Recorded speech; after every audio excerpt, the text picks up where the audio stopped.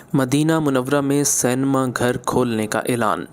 سرزمین حرمین اور مسلمانوں کے دوسرے سب سے مقدس شہر مدینہ منورہ میں 10 سینما گھر کھولنے کے اعلان نے امت مسلمہ کو ورطۂ حیرت میں ڈال دیا ہے۔ شیخ الاسلام مفتی تقی عثمانی نے اپنے حالیہ ٹویٹ میں متحدہ عرب امارات کی کمپنی آمار انٹرٹینمنٹ کے مدینہ منورہ میں سینما کھولنے کی ٹویٹ کے ساتھ ان الفاظ میں ٹویٹ کی کہ اب مدینہ منورہ میں بھی 10 سینما ہال قائم کرنے کا منصوبہ۔ انا للہ و انا الیہ راجعون۔ الفاظ اس پر صدمے کے اظہار سے عاجز ہیں۔ الیس منکم رجل رشید۔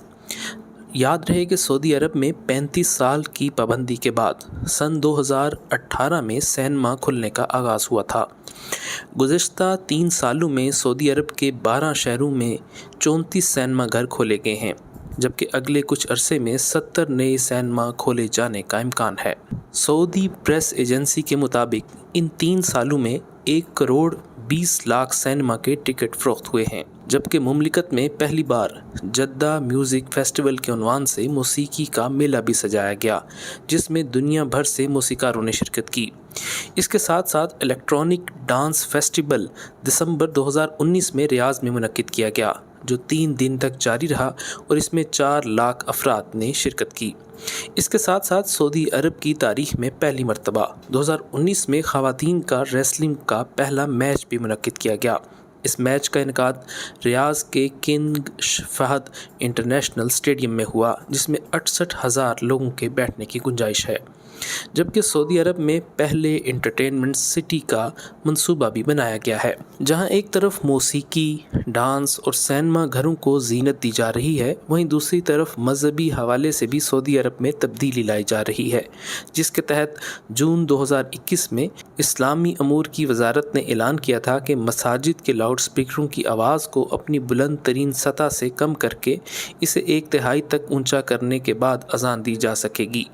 ان ہدایات کے مطابق عام نمازوں میں صرف اذان اور اقامت کو بیرونی لاؤڈ اسپیکروں پر ادا کیا جا سکے گا، جبکہ مکمل نماز یا خطبات لاؤڈ اسپیکر پر نہیں دیے جا سکیں گے۔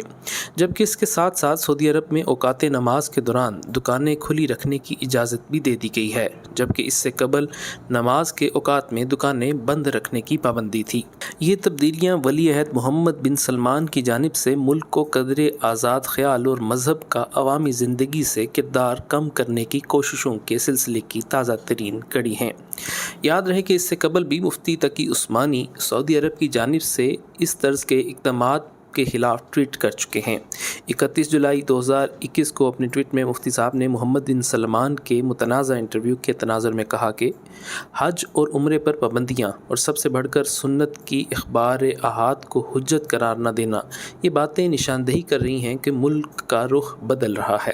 چنانچہ عالم اسلام کے عوام اور علماء سب تشویش میں مبتلا ہیں، کیونکہ حرمین شریفین سے ان کا والہانہ رشتہ ہے۔ سعودی عرب اپنے اس طرز عمل پر نظر ثانی کر کے اصلاح کرے۔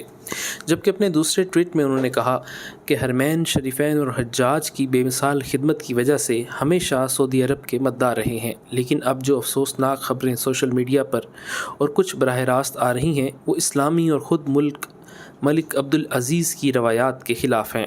حرم میں بے حجاب خواتین کی پولیس، نماز کے اوقات میں بازاروں کا کھول دینا اور سعودی عرب میں سینما گھر کھولنا